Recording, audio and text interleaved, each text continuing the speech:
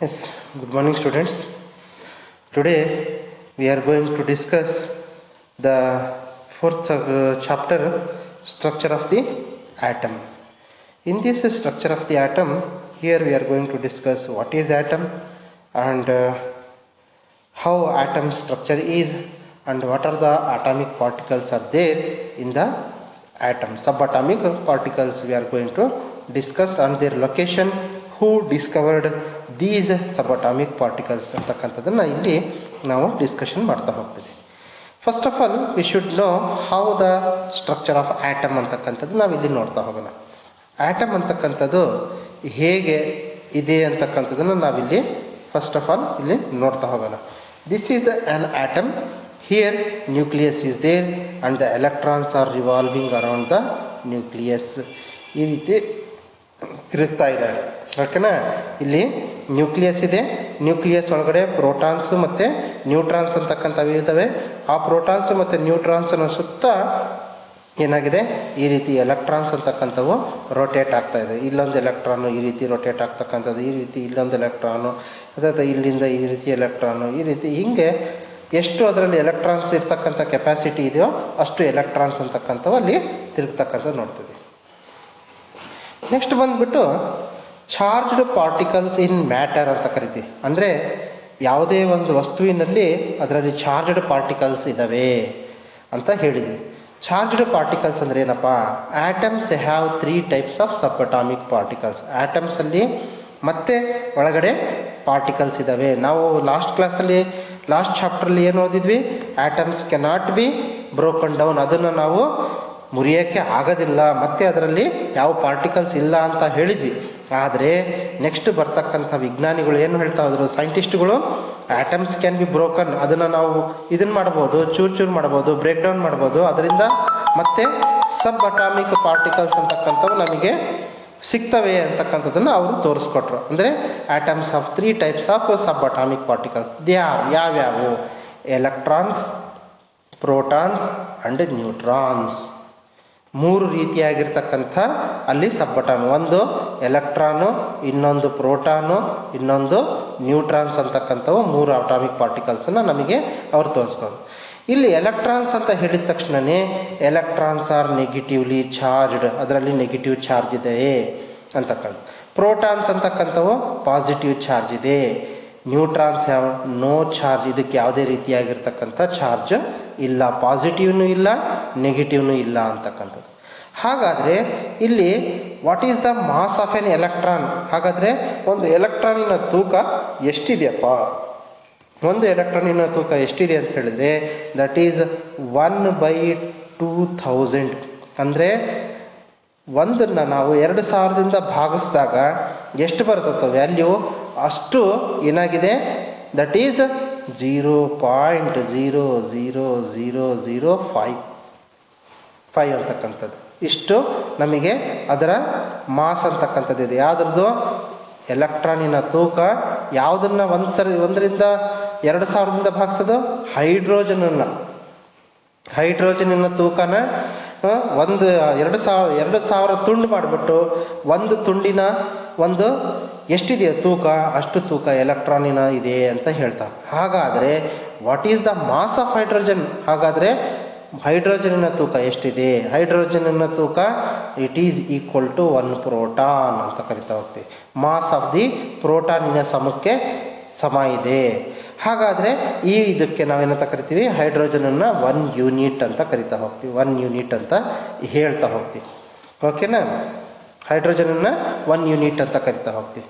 ಹಾಗಾದರೆ 1 ಯೂನಿಟ್ ಪ್ರೋಟಾನಿನ ತೂಕ ಎಷ್ಟಿದೆಯಪ್ಪ ಅಂತ ಹೇಳಿದ್ರೆ 1/12 ಕಾರ್ಬನ್ 12 ಐಸೋಟೋಪ್. ಅಂದರೆ ಕಾರ್ಬನ್ 12 ಐಸೋಟೋಪಿನ 12ನೇ ಒಂದು ಭಾಗಕ್ಕೆ ಒಂದು ಪ್ರೋಟಾನಿನ ತೂಕ ಸಮ ಇದೆ. ಆ ಒಂದು ಪ್ರೋಟಾನಿನ ತೂಕಕ್ಕೆ ಸಮಕ್ಕೆ ಹೈಡ್ರೋಜನಿನ ತೂಕ ಸಮ ಇದೆ. ಹಾಗಾದರೆ ನ್ಯೂಟ್ರಾನಿನ ತೂಕ ಎಷ್ಟಿದೆ? ನ್ಯೂಟ್ರಾನಿನ ತೂಕ ಇಟ್ಸ್ ಈಕ್ವಲ್ ಟು ಪ್ರೋಟಾನ್ಸಿನ ತೂಕಕ್ಕೆ ಸಮ ಇದೆ.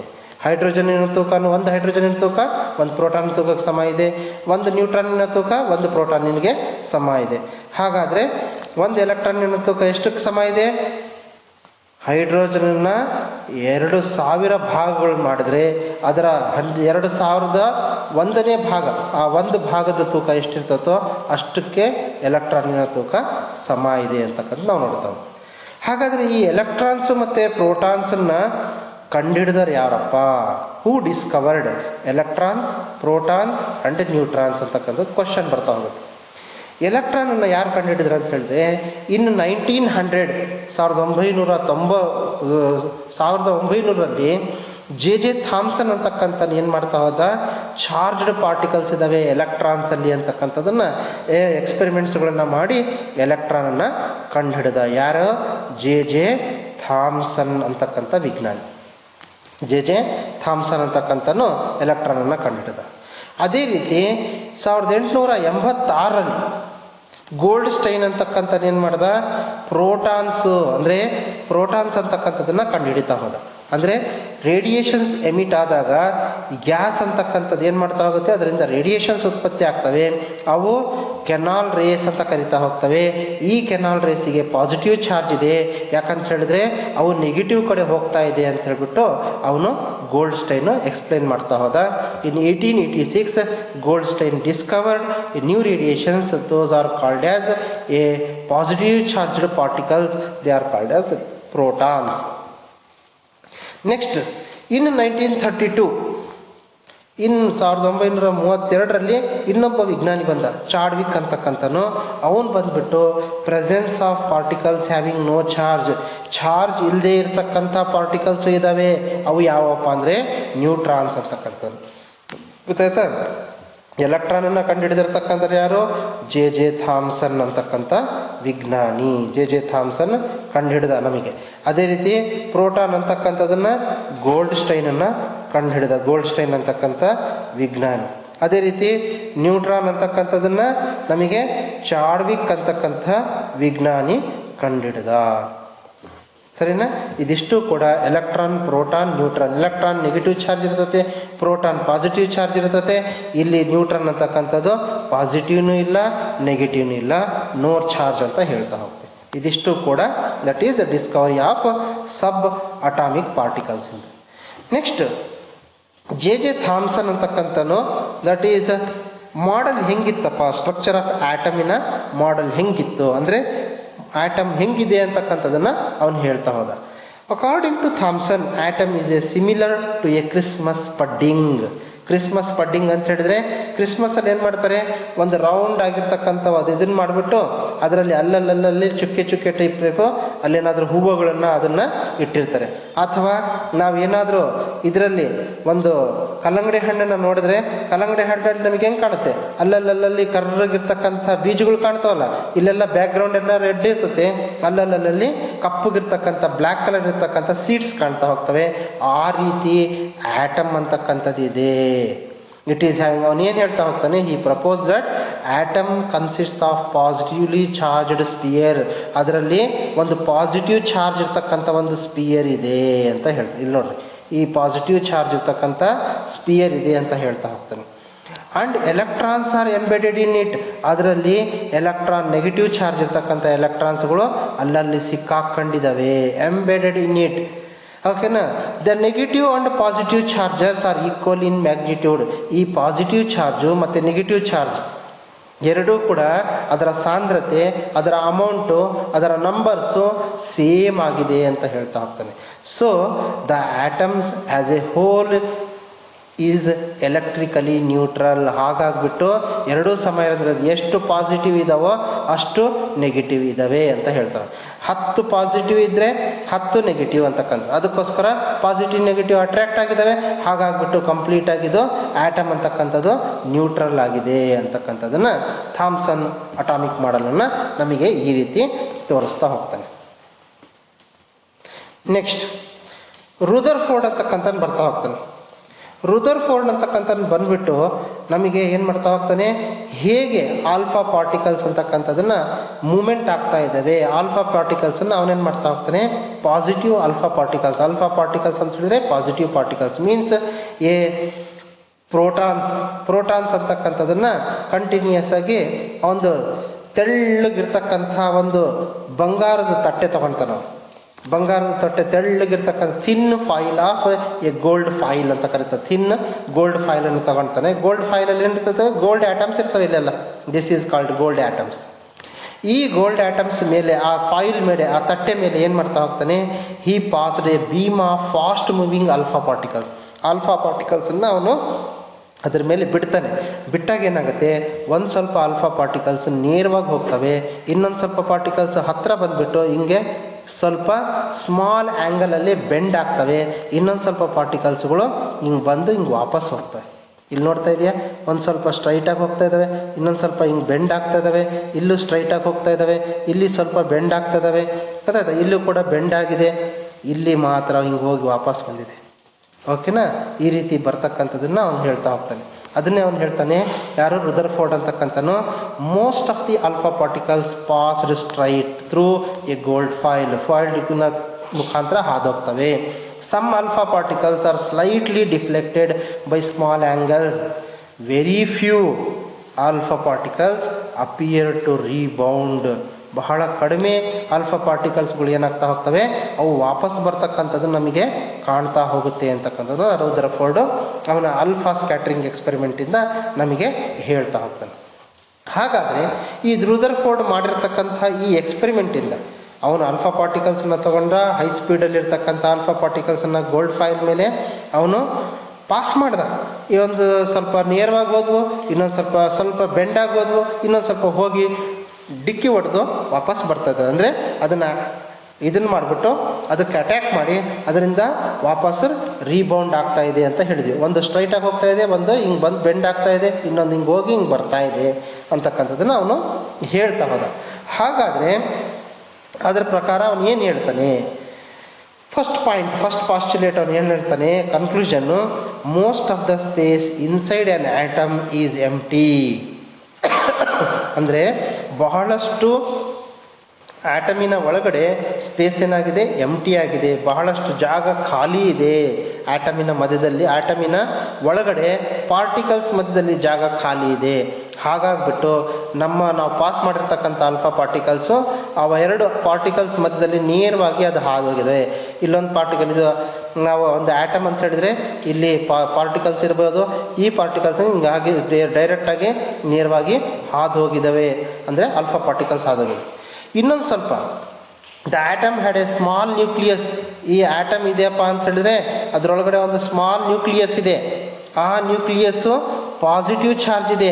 ಹಾಗಾಗ್ಬಿಟ್ಟು ಆಲ್ಫಾ ಪಾರ್ಟಿಕಲ್ಸನ್ನು ಇದಕ್ಕೆ ಬಿಟ್ಟಾಗ ಪಾಸಿಟಿವ್ ಹತ್ತಿರ ಬಂದಾಗ ಪಾಸಿಟಿವ್ ರಿಪಲ್ಸಿವ್ ಈಚೆದರ್ ಆಗುತ್ತಲ್ಲ, ಹಾಗಾಗ್ಬಿಟ್ಟು ಏನಾಗಿದೆ, ರಿಪಲ್ಷನ್ ಆಗಿ ಸೈಡ್ ಆ್ಯಂಗಲಲ್ಲಿ ಅದು ಬೆಂಡ್ ಆಗಿ ಹೋಗಿದೆ ಅಂತ ಹೇಳ್ತಾ. ಒಂದು ಮಧ್ಯದಲ್ಲಿ ಏನಾಗಿದ್ದೇವೆ, ಸಬ್ ಅಟಾಮಿಕ್ ಪಾರ್ಟಿಕಲ್ಸ್ ಮಧ್ಯದಲ್ಲಿ ಸ್ಪೇಸ್ ಎಂಟಿ ಇದೆ, ಹಾಗಾಗ್ಬಿಟ್ಟು ಸ್ವಲ್ಪ ಪಾರ್ಟಿಕಲ್ಸ್ ನೇರವಾಗಿ ಹೋದ್ವು. ಇನ್ನೊಂದು ಸ್ವಲ್ಪ ಹಿಂಗೆ ಬಂದಿರತಕ್ಕಂಥವು, ಅದರಲ್ಲಿ ಒಂದು ನ್ಯೂಕ್ಲಿಯಸ್ ಅಂತಕ್ಕಂಥದ್ದಿದೆ, ಅದು ಪಾಸಿಟಿವ್ ಚಾರ್ಜ್ ಇದೆ.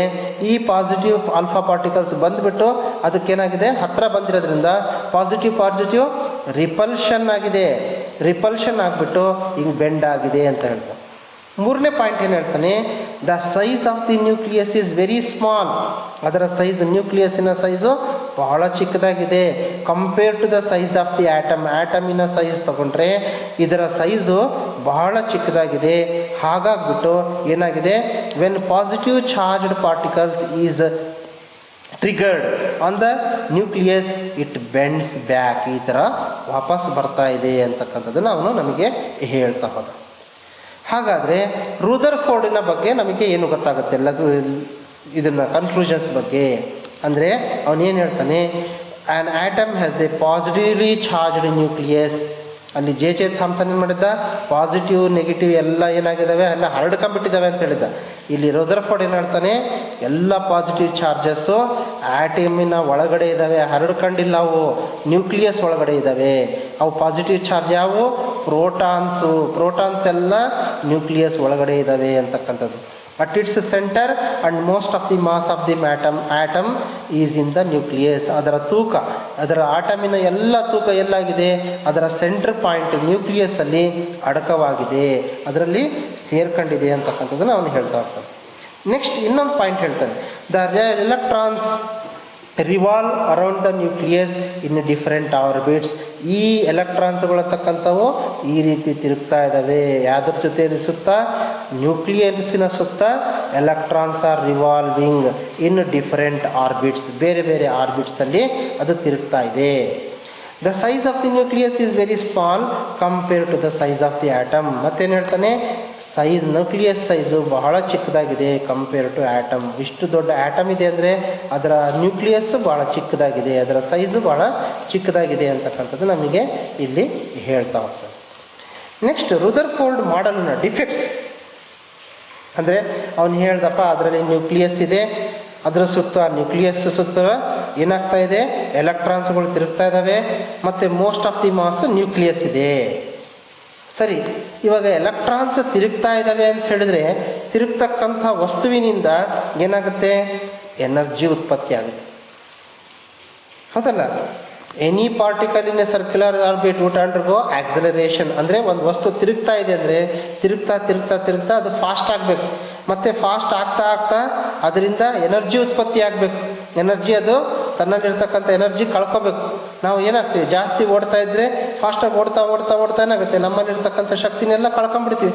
ಹಾಗೆ ಎಲೆಕ್ಟ್ರಾನ್ಸ್ ಏನಾಗಬೇಕು? ತನ್ನಲ್ಲಿರ್ತಕ್ಕಂಥ ಶಕ್ತಿನ ಕಳ್ಕೋಬೇಕು. ಕಳ್ಕೊಂಡು ಏನಾಗಬೇಕು? ವಾಪಸ್ಸು ನ್ಯೂಕ್ಲಿಯಸ್ನಾಗ ಬೀಳಬೇಕು.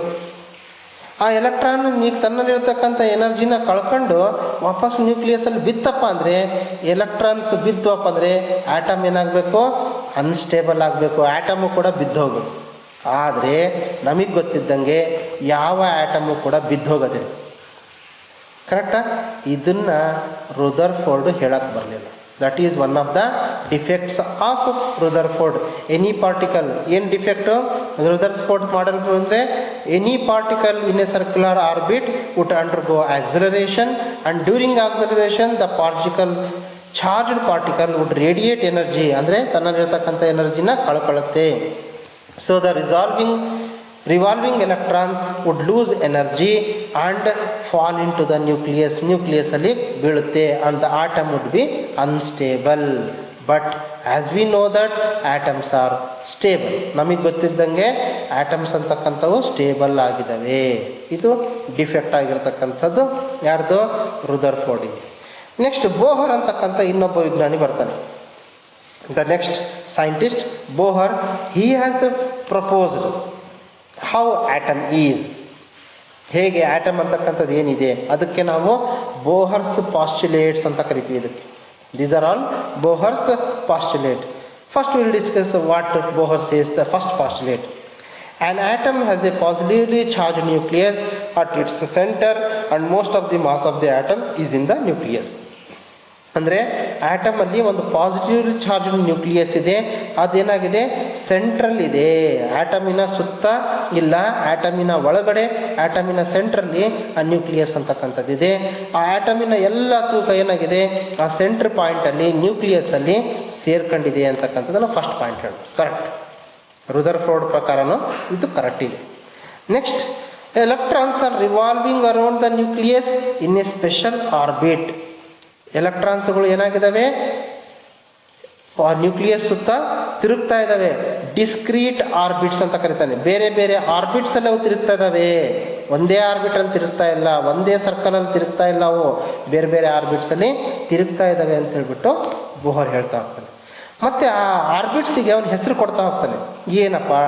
The first orbit is called K shell, second orbit L shell, third orbit M shell, that is fourth orbit N shell. ಹಿಂಗೆ K L M N, next ಬರೋದು O, next P, next P Q, ಹಿಂಗೆ ಏನು ಮಾಡ್ತಾ ಹೋಗ್ತಾನೆ? K L M N O, ಹಿಂಗೆ ಶೆಲ್ಸಿನ ಹೆಸರುಗಳನ್ನ ಹೇಳ್ತಾ ಹೋಗ್ತೀವಿ. ಇದು ಮೊದಲನೇ ಶೆಲ್ಲು, ಇದು ಎರಡನೇ ಶೆಲ್ಲು, ಇದು ಮೂರನೇ ಶೆಲ್ಲು, ಇದು ನಾಲ್ಕನೇ ಶೆಲ್ಲು, ಇದು ಐದನೇ ಶೆಲ್ ಅಂತ ಹೇಳ್ಬಿಟ್ಟು ಈ ರೀತಿ ಅವನು ಏನು ಮಾಡ್ತಾ ಹೋಗ್ತಾನೆ? ಪ್ರತಿಯೊಂದು ಶೆಲ್ಲಿಗೆ ಒಂದು ನಂಬರನ್ನು ಕೊಡ್ತಾ ಹೋಗ್ತಾನೆ. ಗೊತ್ತಾಯ್ತಾ? ಇಲ್ಲಿ ಕೊಟ್ಟಿದ್ದಾನೆ ನೋಡ್ರಿ, K L M N, first shell, second shell, third shell, fourth shell, ಈ ರೀತಿ ತಿರುಗ್ತಾ ಇದೆ. While revolving in the discrete orbits, the electrons do not radiate energy. ಇದು ಬಹಳ ಇಂಪಾರ್ಟೆಂಟ್ ಆಗಿರ್ತಕ್ಕಂಥ ಒಂದು ಪಾಯಿಂಟ್ ಹೇಳ್ತಾನೆ. ಅಂದರೆ ಎಲೆಕ್ಟ್ರಾನ್ಸ್ಗಳು ಈ ಆರ್ಬಿಟಲ್ಲಿ ತಿರುಗಬೇಕಾದ್ರೆ ಯಾವುದೇ ಎನರ್ಜಿನ, ಯಾವುದೇ ಪಾರ್ಟ್ ಇದನ್ನು ಅವು ಏನು ಮಾಡ್ತವೆ, ಬೆಳಕನ್ನು ಚೆಲ್ಲೋದಿಲ್ಲ. ಬೆಳಕು ಅಂತ ಹೇಳಿದ್ರೆ light is also one of the form of energy ಅಂತ ಹೇಳ್ತೀವಿ ನಾವು. ಬೆಳಕು ಕೂಡ ಒಂದು ರೀತಿಯಾಗಿರ್ತಕ್ಕಂಥ ಎನರ್ಜಿಯ ಒಂದು ರೂಪ. ಆ ರೀತಿ ಅದು ಯಾವುದೇ ರೀತಿಯ ಬೆಳಕನ್ನು ಚೆಲ್ಲೋದಿಲ್ಲ, ತನ್ನಲ್ಲಿರ್ತಕ್ಕಂಥ ಯಾವುದೇ ರೀತಿಯಾಗಿರ್ತಕ್ಕಂಥ ಶಕ್ತಿನ ಕಳ್ಕೊಳ್ಳೋದಿಲ್ಲ, ಅವು ಸುತ್ತರ ತಿರುಗ್ತಾನೆ ಇರ್ತವೆ ಅಂತಕ್ಕಂಥದ್ದನ್ನು ಬೋಹರ್ 4 ಪಾಸ್ಟ್ಯುಲೇಟ್ಸನ್ನು ಇಲ್ಲಿ ಹೇಳ್ತಾ ಹೋಗ್ತಾನೆ. Next, how distribution of electrons in different shells ಅಂತಕ್ಕಂಥದ್ದನ್ನು ಬೋಹರು ಮತ್ತು ಬ್ಯೂರಿ ಅಂತಕ್ಕಂಥ ಇಬ್ಬರು ವಿಜ್ಞಾನಿಗಳು ಸೇರ್ಕೊಂಡು ಇಲ್ಲಿ ಹೇಳ್ತಾ ಹೋಗ್ತಾರೆ. The distribution of electrons in the different shells was suggested by Bohr and Bury. The following are the rules. First rule ಏನು ಹೇಳ್ತದೆ ನೋಡ್ತಾ ಹೋಗೋಣ. ಫಸ್ಟ್ ರೂಲಲ್ಲಿ the maximum number of electrons in a shell is given by the formula 2n². 2n² ಅಂತಕ್ಕಂಥ ಒಂದು ಫಾರ್ಮುಲಾನ ಕೊಡ್ತಾರೆ. ಅಂದರೆ N ಅಂದರೆ ಏನು, N is the number of shell. ಅಂದರೆ ಯಾವ ಶೆಲ್ಲಲ್ಲಿ ಅದು ಈ ಥರ ಇಲ್ಲಿ ನ್ಯೂಕ್ಲಿಯಸ್ ಇದೆಯಪ್ಪ, ಈ ನ್ಯೂಕ್ಲಿಯಸ್ ಒಳಗಡೆ ಯಾವ ಶೆಲ್, ಇದು K shell, first shell, second shell, third shell, ಹೀಗೆ ಶೆಲ್ಸಿನ ನಂಬರ್ನ ಅಲ್ಲಿ ಅವ್ರು ಹೇಳ್ತಾ ಹೋಗ್ತಾರೆ. For example first shell 2n². N ಅಂದರೆ 1, 2 × 1² that is 2 × 1 × 1 that is equals to 2 electrons. ಅಂದರೆ ಫಸ್ಟ್ ಶೆಲ್ಲಲ್ಲಿ 2 ಎಲೆಕ್ಟ್ರಾನ್ಸ್ ಮಾತ್ರ ಇರ್ತವೆ. ಸೆಕೆಂಡ್ ಶೆಲ್ಲಲ್ಲಿ 2 × n², 2 × 2², 2 × 2 × 2, 2 2s are 4, 4 2s are 8, 8 electrons. ಅಂದರೆ ಸೆಕೆಂಡ್ ಶೆಲ್ಲಲ್ಲಿ ಇಟ್ ಈಸ್ ಹ್ಯಾವಿಂಗ್ 8 ಎಲೆಕ್ಟ್ರಾನ್ಸ್. ಅರ್ಥ ಆಯ್ತಾ? ಒಂದೇ ಶೆಲ್ಲಲ್ಲಿ ಎಲ್ಲ ಎಲೆಕ್ಟ್ರಾನ್ಸ್ ಇರೋದಿಲ್ಲ. ಫಸ್ಟ್ ಶೆಲ್ಲಲ್ಲಿ 2 ಎಲೆಕ್ಟ್ರಾನ್ಸು, ಸೆಕೆಂಡ್ ಶೆಲ್ಲಲ್ಲಿ 8 ಎಲೆಕ್ಟ್ರಾನ್ಸು, ಅದೇ ರೀತಿ ಥರ್ಡ್ ಶೆಲ್ಲಲ್ಲಿ 18 ಎಲೆಕ್ಟ್ರಾನ್ಸು, ಫೋರ್ತ್ ಶೆಲ್ಲಲ್ಲಿ 32 ಎಲೆಕ್ಟ್ರಾನ್ಸ್ ಅಂತಕ್ಕಂಥದ್ದು ನಾವು ಇಲ್ಲಿ ನೋಡ್ತಾ ಹೋಗ್ತೀವಿ. Next third point, the maximum number of electrons then can be filled in outermost shell is 8. ಅಂದರೆ ಔಟರ್ ಮೋಸ್ಟ್ ಶೆಲ್ಲಲ್ಲಿ ಮ್ಯಾಕ್ಸಿಮಮ್ ಎಲೆಕ್ಟ್ರಾನ್ಸ್ ಎಷ್ಟಿರ್ತವೆ, 8 ಎಲೆಕ್ಟ್ರಾನ್ಸ್ ಅಂತಕ್ಕಂಥ ಇದ್ದೇ ಇರ್ತವೆ ಅಂತಕ್ಕಂಥದ್ದನ್ನು ಅವನು ಹೇಳ್ತಾ ಹೋಗ್ತಾನೆ. ಅಂಡ್ ನೆಕ್ಸ್ಟ್ ಇನ್ನೊಂದು point, electrons cannot be filled in a shell unless the inner shells R filled. ಒಳಗಡೆ ಇರ್ತಕ್ಕಂಥ ಶೆಲ್ಸ್ಗಳು ಇದು ಫಿಲಪ್ ಆಗೋವರೆಗೂ ನೆಕ್ಸ್ಟ್ ಶೆಲ್ಲಿಗೆ ಎಲೆಕ್ಟ್ರಾನ್ಸ್ಗಳು ಹೋಗೋದಿಲ್ಲ. ಫಸ್ಟ್ ಶೆಲ್ಲಲ್ಲಿ 2 ಎಲೆಕ್ಟ್ರಾನ್ ಕಂಪ್ಲೀಟ್ ಆಗಬೇಕು, ನೆಕ್ಸ್ಟ್ ಇರ್ತಕ್ಕಂಥವು ಸೆಕೆಂಡ್ ಶೆಲ್ಲಿಗೆ ಹೋಗ್ತವೆ. ಸೆಕೆಂಡ್ ಶೆಲ್ಲಲ್ಲಿ 8 ಎಲೆಕ್ಟ್ರಾನ್ಸ್ ಕಂಪ್ಲೀಟ್ ಆಗಬೇಕು, ನೆಕ್ಸ್ಟ್ ಎಲೆಕ್ಟ್ರಾನ್ಸು ಥರ್ಡ್ ಶೆಲ್ಲಿಗೆ ಹೋಗ್ತವೆ. ಗೊತ್ತಾಯ್ತಾ? ಈ ರೀತಿ ನಮಗೆ ಹೇಳ್ತಾ ಹೋಗ್ತಾನೆ. ಯಾರು? ಡಿಸ್ಟ್ರಿಬ್ಯೂಷನ್ ಆಫ್ ಎಲೆಕ್ಟ್ರಾನ್ಸ್ ಹೆಂಗಾಗಿದೆ ಅಂತಕ್ಕಂಥದ್ದನ್ನು ಬೋಹರ್ ಮತ್ತು ಬ್ಯೂರಿ ಅಂತಕ್ಕಂಥ ಇಬ್ಬರು ವಿಜ್ಞಾನಿಗಳು ಇಲ್ಲಿ ಹೇಳ್ತಾ ಹೋಗ್ತಾರೆ. ಇಲ್ಲಿ composition of the atoms of the first 18 elements, periodic ಟೇಬಲಲ್ಲಿ ಬರ್ತಕ್ಕಂಥ 18 ಎಲಿಮೆಂಟ್ಸನ್ನು ಇಲ್ಲಿ ಅವ್ರು ತಗೊಂಡ್ಬಿಟ್ಟು ಹೇಳ್ತಾ ಹೋಗಿದ್ದಾರೆ. 18. First hydrogen. ಹೈಡ್ರೋಜನ್ನ ಸಿಂಬಲ್ H ಅಂತಕ್ಕಂಥದ್ದು. Atomic number 1. Number of protons ಎಷ್ಟಿದ್ದಾವೆ? 1 ಇದೆ. ನಂಬರ್ ಆಫ್ ಎಲೆಕ್ಟ್ರಾನ್ಸು 1 ಇದೆ. ಇಲ್ಲಿ 1 ತೋರಿಸ್ಬೇಕಾಗಿತ್ತು. ನಂಬರ್ ಆಫ್ ಎಲೆಕ್ಟ್ರಾನ್ ಇಲ್ಲಿ ತೋರಿಸಿದೆ. ಎಲೆಕ್ಟ್ರಾನ್ಸ್ 1 ಇದೆ. Number of neutrons 0. ಇದರಲ್ಲಿ ನ್ಯೂಟ್ರಾನ್ಸ್ ಇರೋದಿಲ್ಲ ಅದರಲ್ಲಿ, ಹೈಡ್ರೋಜನಲ್ಲಿ. ಹಾಗಾಗ್ಬಿಟ್ಟು ಆ 1 ಎಲೆಕ್ಟ್ರಾನ್ ಎಲ್ಲಿದೆ? ಕೆ ಶೆಲ್ಲಲ್ಲಿದೆ. ಅದೇ ರೀತಿ helium symbol He, atomic number 2. Then the protons ಸಂಖ್ಯೆ is 2. Then number of neutrons 2. Then number of electrons 2. ಎಷ್ಟು ಪ್ರೋಟಾನ್ಸ್ ಇರ್ತಾವೋ ಅಷ್ಟು ನ್ಯೂಟ್ರಾನ್ಸ್ ಇರ್ತವೆ, ಎಷ್ಟು ಪ್ರೋಟಾನ್ಸ್ ಇರ್ತಾವೋ ಅಷ್ಟು ಎಲೆಕ್ಟ್ರಾನ್ಸ್ ಅಂತಕ್ಕಂಥವು ಇಲ್ಲಿ ನಾವು ನೋಡ್ತಾ ಹೋಗ್ತೀವಿ. ಮತ್ತು ಇದರಲ್ಲಿ ಕೆ ಶೆಲ್ಲಲ್ಲಿ 2 ಎಲೆಕ್ಟ್ರಾನ್ಸ್ ಇರ್ತವೆ. ವೇಲೆನ್ಸಿ ಬಂದ್ಬಿಟ್ಟು 0 ಆಗಿರ್ತದೆ. ಈ ರೀತಿ 18 ಎಲಿಮೆಂಟ್ಸಿನ ನಾವು symbol, atomic number, number of protons, number of neutrons, number of electrons, then distribution of electrons. K ಶೆಲ್ಲಲ್ಲಿ ಎಷ್ಟಿದ್ದಾವೆ, ಎಲ್ ಶೆಲ್ಲಲ್ಲಿ ಎಷ್ಟಿದ್ದಾವೆ, ಎಮ್ ಅಲ್ಲಿ ಎಷ್ಟಿದ್ದಾವೆ, ಎನ್ ಎಷ್ಟಿದ್ದಾವೆ, ದೆನ್ ವೇಲೆನ್ಸಿ ಇಲ್ಲಿ ನಾವು ನೋಡ್ತಾ ಹೋಗ್ತೀವಿ. ಅದೇ ರೀತಿ ಇಲ್ಲಿ ಅಟಾಮಿಕ್ ಎಲೆಕ್ಟ್ರಾನ್ಸ್ ಅಂತಕ್ಕಂಥವು ಶೆಲ್ಸಲ್ಲಿ ಹೇಗೆ ಡಿಸ್ಟ್ರಿಬ್ಯೂಟ್ ಆಗಿದೆ ಅಂತಕ್ಕಂಥದ್ದನ್ನು ಇಲ್ಲಿ ನಾವು ಸ್ಟ್ರಕ್ಚರ್ ಸಮೇತ ತೋರಿಸ್ತಿದೆ. ಹೈಡ್ರೋಜನಲ್ಲಿ 1, ಹೀಲಿಯಮಲ್ಲಿ 2 ನೋಡಿ, ಇಲ್ಲೊಂದಿದೆ, ಇಲ್ಲೊಂದಿದೆ. ಅದೇ ರೀತಿ lithium, beryllium, boron, carbon, nitrogen, oxygen, fluorine, neon, sodium, magnesium, aluminium, silicon, phosphorus, sulphur, chlorine, organ.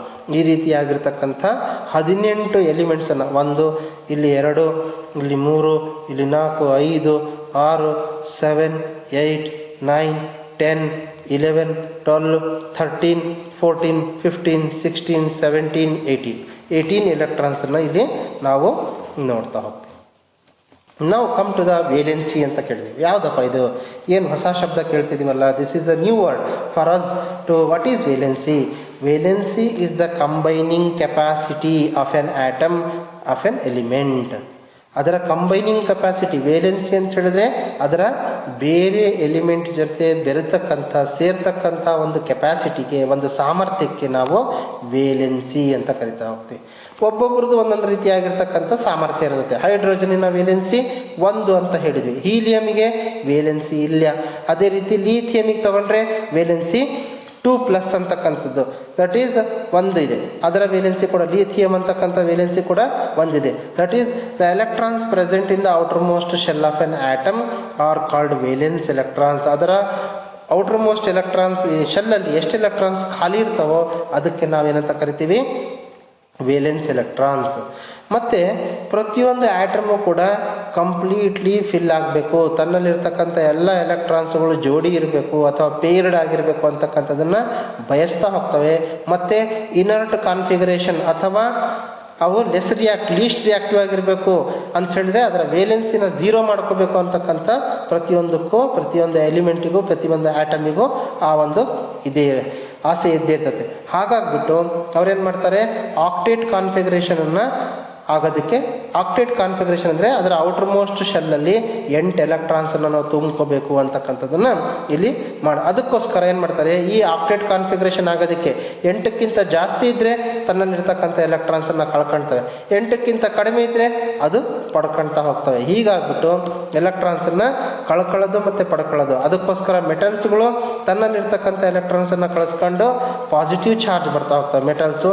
ಅದೇ ನಾನ್ ಮೆಟಲ್ಸ್ ತಗೊಂಡ್ರೆ ಅವು ಪಡ್ಕೊಂಡು ನೆಗೆಟಿವ್ ಚಾರ್ಜನ್ನ ಪಡಿತಾ ಹೋಗ್ತಾರೆ. ಇದಿಷ್ಟು ಕೂಡ ದಟ್ ಈಸ್ ವೇಲೆನ್ಸಿ ಅಂತಕ್ಕಂಥದ್ದು ನಾವು ನೋಡ್ತೇವೆ. ನೆಕ್ಸ್ಟ್ ಬಂದುಬಿಟ್ಟು ಅಟಾಮಿಕ್ ನಂಬರ್ ಮತ್ತು ಮಾಸ್ ನಂಬರ್. ಏನಪ್ಪ ಅಟಾಮಿಕ್ ನಂಬರ್ ಅಂದರೆ, ಅಟಾಮಿಕ್ ನಂಬರ್ ಅದನ್ನು ನಾವು ಸಿಂಬಲ್ Z ಅಂತ ಹೇಳ್ತೀವಿ. ಎ ಅಂತ ಸ್ಟಾರ್ಟ್ ಆಗುತ್ತೆ, Z ಕೊನೆಯ ಅಕ್ಷರ ಕೊಡ್ತಾ ಹೋಗ್ತೇವೆ. ಏನಪ್ಪ ಅಟಾಮಿಕ್ ನಂಬರ್ ಅಂದರೆ, the atomic number of an element is the number of protons present in the nucleus of an atom. ಅದರ ನ್ಯೂಕ್ಲಿಯಸ್ಸಲ್ಲಿ ಎಷ್ಟು ಪ್ರೋಟಾನ್ಸ್ ಇದಾವೋ ಅವಷ್ಟು ಪ್ರೋಟಾನ್ಸಿನ ತೂಕ ಎಷ್ಟಿದೆಯೋ ಅದಕ್ಕೆ ನಾವು ಅಷ್ಟು ಪ್ರೋಟಾನ್ಸ್ ಇರ್ತಕ್ಕಂಥ, ಫಾರ್ ಎಕ್ಸಾಂಪಲ್ ಹೈಡ್ರೋಜನಲ್ಲಿ 1 ಪ್ರೋಟಾನ್ ಇದೆ, ಹಾಗಾಗ್ಬಿಟ್ಟು ಹೈಡ್ರೋಜನಿನ ಅಟಾಮಿಕ್ ನಂಬರ್ 1. ಹೀಲಿಯಮಿಂದು 2 ಪ್ರೋಟಾನ್ಸ್ ಇದ್ದಾವೆ, ಹಾಗಾಗ್ಬಿಟ್ಟು ಹೀಲಿಯಮಿನ ಅಟಾಮಿಕ್ ನಂಬರ್ 2. ಅಷ್ಟು ಪ್ರೋಟಾನ್ಸಿನ ಸಂಖ್ಯೆ ಮೇಲೆ ನಾವೇನು ಮಾಡ್ತಾ ಹೋಗ್ತೀವಿ, ಅಟಾಮಿಕ್ ನಂಬರ್ ಅಂತಕ್ಕಂಥದ್ದನ್ನು ಮೆಷರ್ ಮಾಡ್ತೇವೆ. ಹೈಡ್ರೋಜನ್ಗೆ 1 ಪ್ರೋಟಾನ್, ಹೀಲಿಯಮಿಗೆ 2 ಪ್ರೋಟಾನ್, ಲಿಥಿಯಮಿಗೆ 3 ಪ್ರೋಟಾನ್, ಹಾಗಾಗ್ಬಿಟ್ಟು ಅವರ ಅಟಾಮಿಕ್ ನಂಬರ್ 1, 2, 3 ಅಂತ. Next come to the mass number. ಇಲ್ಲಿ ನೋಡ್ರಿ, ಎಮ್ ಇಂದ ಸ್ಟಾರ್ಟ್ ಆಗ್ತಿದೆ, ಇದರ ಸಿಂಬಲ್ ಎ ಅಂತ ಕೊಟ್ಟಿದ್ವಿ. The mass number of an element is the sum of number of protons and neutrons present in the nucleus of an atom. ಅಂದರೆ proton ಮತ್ತು ನ್ಯೂಟ್ರಾನಿನ ತೂಕ, ಪ್ರೋಟಾನ್ ಅಂಡ್ ನ್ಯೂಟ್ರಾನಿನ ತೂಕ ಎರಡೂ ಸೇರಿಬಿಟ್ಟು ಎಷ್ಟಿದೆಯೋ ಅಷ್ಟನ್ನು ನಾವೇನಂತ ಕರಿತಾ ಹೋಗ್ತೀವಿ, that is called as, we will call it as the mass of an atom ಅಥವಾ mass number. mass number ಅಂತ ಹೇಳಿದ್ರೆ ಅಥವಾ that is sum of the number of protons. ಅಂದರೆ ಪ್ರೋಟಾನ್ಸ್ ಎಷ್ಟಿದಾವೆ, ನ್ಯೂಟ್ರಾನ್ಸ್ ಎಷ್ಟಿದಾವೋ ಅಷ್ಟು ಪ್ರೋಟಾನ್ಸ್ ಇರ್ತವೆ ಅಂತ ಹೇಳಿದ್ವಿ, ಈಕ್ವಲ್ ನಂಬರ್. ಹಾಗಾಗ್ಬಿಟ್ಟು ಒಂದೊಂದು ಸ್ವಲ್ಪ ಇದರಲ್ಲಿ ವೇರಿಯೇಷನ್ ಆಗುತ್ತೆ, ಅದು ಮುಂದೆ ನಾವು ಹೇಳ್ತಾ ಹೋಗ್ತೀವಿ, ಗೊತ್ತಾಯ್ತಾ, ಅದನ್ನು ನಾವು ನೋಡ್ತಾ ಹೋಗೋದು. ಇಲ್ಲಿ ಕಾರ್ಬನ್ ಅಂತ ಹೇಳಿದ್ರೆ ಮಾಸ್ ನಂಬರ್ ಎಷ್ಟಿದೆ, 12 ಇದೆ. ಅಟಾಮಿಕ್ ನಂಬರು 6, ಯಾಕೆ ಅಂತ ಹೇಳಿದ್ರೆ ಅದರಲ್ಲಿ 6 ಪ್ರೋಟಾನ್ಸ್ ಇದಾವೆ. ಮಾಸ್ ನಂಬರ್ 12, ಯಾಕಂದರೆ 6 ನ್ಯೂಟ್ರಾನ್ಸ್ ಇದೆ. 6 + 6 12, 6 + 6 that is 12, that is mass is 12 units. ಅದೇ ರೀತಿ ಅಲ್ಯೂಮಿನಿಯಂ 13 ಪ್ರೋಟಾನ್ಸ್ ಇದೆ, ಆದರೆ 1 ನ್ಯೂಟ್ರಾನ್ ಹೆಚ್ಚಿಗಿದೆ, ಹಾಗಾಗ್ಬಿಟ್ಟು ಅದರ ಮಾಸ್ ನಂಬರ್ 27 ಯೂನಿಟ್ಸ್. ಅದೇ ರೀತಿ ಸಲ್ಫರ್ 32 ಇದೆ, ಯಾಕಂದರೆ 16 proton 16 neutron, so their mass is 32 units ಅಂತಕ್ಕಂಥದ್ದು. ಈ ರೀತಿ ನಾವಿಲ್ಲಿ ನೋಡ್ತಾ ಹೋಗ್ತೀವಿ. ಮತ್ತು ಇಲ್ಲಿ ನಾವು ಯಾವುದೇ ಒಂದು ಎಲಿಮೆಂಟನ್ನು ತೊಗೊಂಡ್ರೆ, ಫಾರ್ ಎಕ್ಸಾಂಪಲ್ ನೈಟ್ರೋಜನ್ನ ತೊಗೊಂಡಿವಿ ನಾವು, ಇಲ್ಲಿ ಅಟಾಮಿಕ್ ನಂಬರ್ ಅಂತಕ್ಕಂಥದ್ದನ್ನು ಇಲ್ಲಿ ಎಡಗಡೆ ಹಿಂಗೆ ತೋರಿಸ್ತಾ ಹೋಗ್ತೀವಿ. ಇದು ಈ ಕಡೆ ಹಿಂಗೆ ನಂಬರ್ ಬರೆದ್ರೆ this is atomic number of nitrogen. Atomic number of nitrogen ಎಷ್ಟು, 7. ಹಾಗಾದರೆ ಇದರ ತೂಕ ಮಾಸ್ ನಂಬರ್ 14 ಇಲ್ಲಿ ಮೇಲ್ಗಡೆ ಬರಿತಾ ಹೋಗ್ತೀವಿ. ಲೆಫ್ಟ್ ಹ್ಯಾಂಡ್ ಸೈಡಲ್ಲಿ ಮೇಲ್ಗಡೆ ಬರೆದ್ರೆ mass number, that is A is mass number, Z is atomic number. ಯಾವುದೇ ಒಂದು ಎಲಿಮೆಂಟಿನ, ಫಾರ್ ಎಕ್ಸಾಂಪಲ್ ಹೈಡ್ರೋಜನ್ ಅಂತ ಬರೆದ್ವಿ, atomic number is 1, mass number is 1.